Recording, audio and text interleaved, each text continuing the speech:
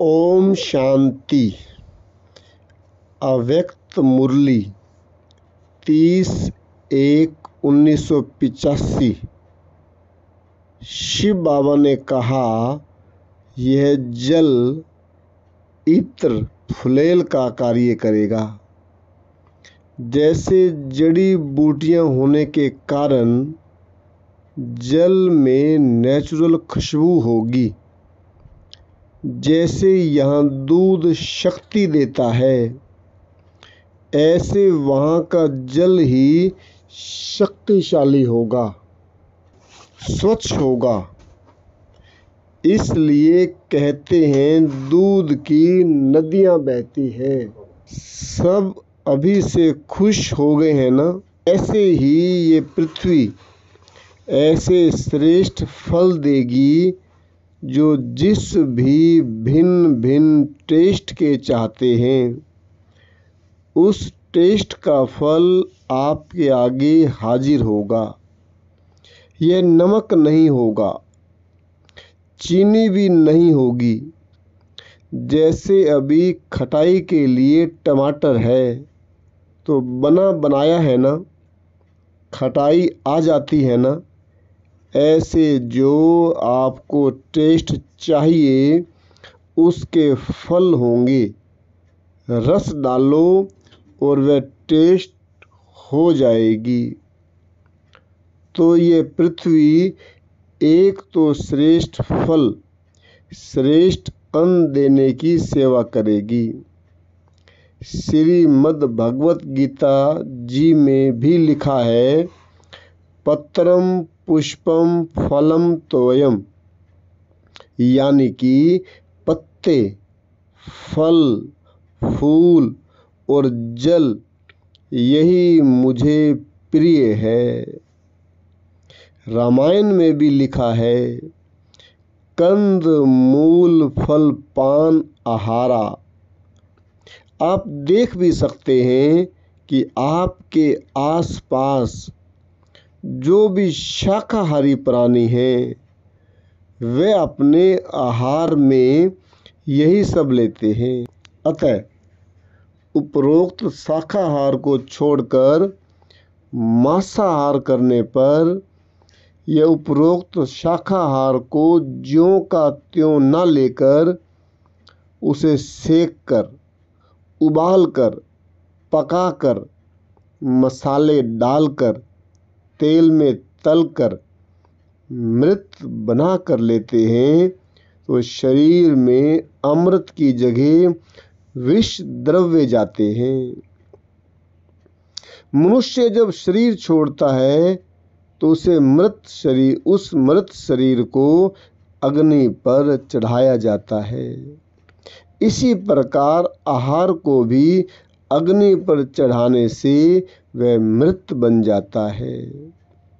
प्रकृति द्वारा सूर्य रोशनी में तैयार किया हुआ आहार अगर हम अग्नि पर रखते हैं तो उस आहार में से अमृत का आग में जल जाता है और वह आहार मृत आहार हो जाता है, जो विष द्रव्य पैदा करता है।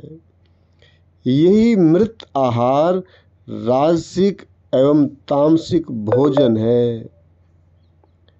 चांद पर पैर रखने वाले, हम अभिमानी बुद्धि वाले, ज़्यादा सभ्य मनुष्य ऐसा मृत आहार खाकर अपनी हालत तो उस व्यक्ति समान कर चुके हैं जो उसी डाली को काट रहा है जिस पर वह बैठा है। उदाहरण के लिए प्रकृति ने हम मनुष्यों के लिए गन्ना, शुगर केन बनाया। कोई भी व्यक्ति 1 मास तक मात्र गन्ना चूसता रहे और कोई भी खाना पीना ना ले तो भी वह स्वस्थ निरोगी रह सकता है। परंतु हम ठहरे सभ्य मनुष्य, हम गन्ना क्यों चूसें? अतः गन्ने का रस निकालने की मशीन बनाई। गन्ने के रस में भी उतना ही अमृत है, केवल 2%, 5% की कमी होगी। फिर हमने कहा, हम तो और भी सभ्य हैं, हम केवल सादा रस क्यों पिएं? 2 इंच की जुबान के गुलाम हैं, ऐसा नहीं कहते। हम तो स्वादिष्ट रस पिएंगे।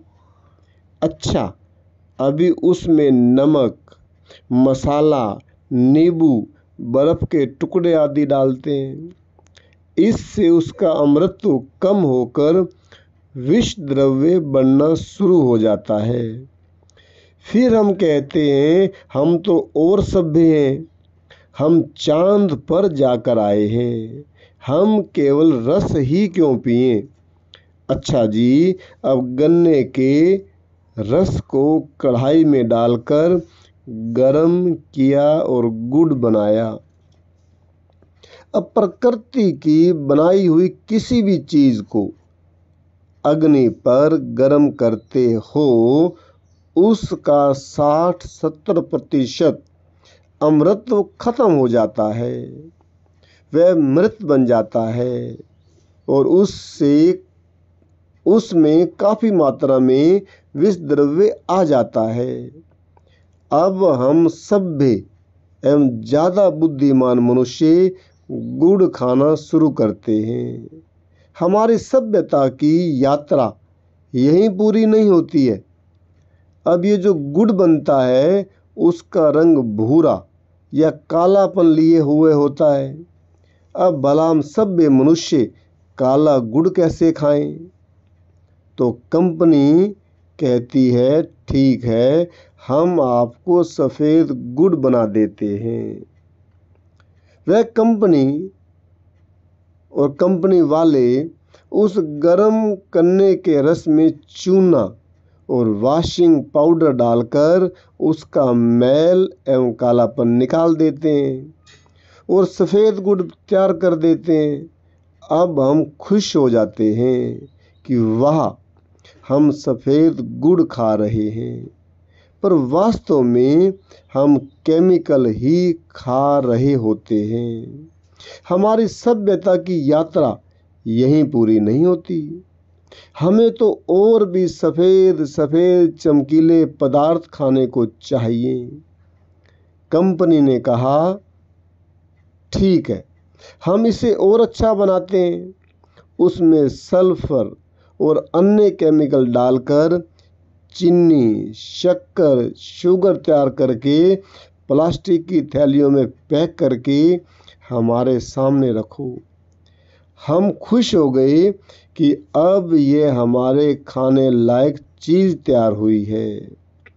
परंतु अब हम बुद्धिमान नहीं कहला सकते। सच तो यह है कि हमारी मति मारी गई है, ऐसा कहना उचित होगा।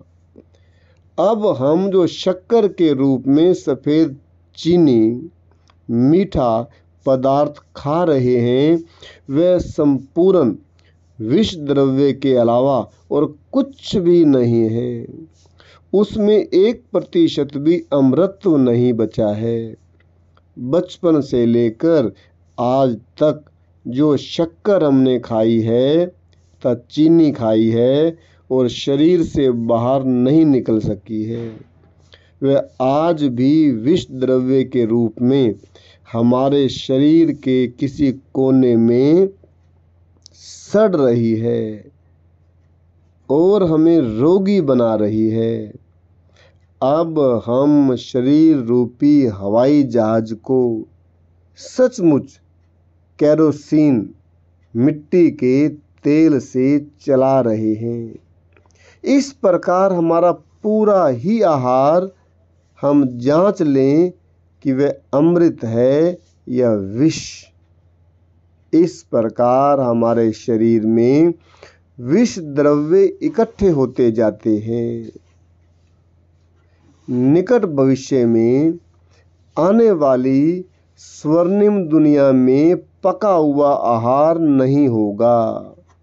इस बारे में परम पिता परमात्मा ने ब्रह्मा मुख द्वारा हमें बहुत कुछ बताया है, जो निम्नलिखित है। अव्यक्त मुरली 24/10/1981। सूर्य की किरणें भिन्न भिन्न कमाल दिखाएंगी। ये सब आपके लिए तैयारी हो रही है। गैस जलाने की, कोयला जलाने की, लकड़ी जलाने की आवश्यकता नहीं रहेगी, सब से छूट जाएंगे। फिर ये वायर्स अर्थात तारें वगैरह लगाने को भी मेहनत नहीं करनी पड़ेगी। ये जो तारे वगैरह हैं, वायरस हैं, इनको लगाने की भी मेहनत नहीं करनी पड़ेगी। बिना मेहनत के नेचुरल नेचर द्वारा नेचुरल प्राप्ति हो जाएगी। लेकिन इसके लिए नेचर के सुख लेने के लिए भी अपनी ओरिजिनल नेचर को बनाओ।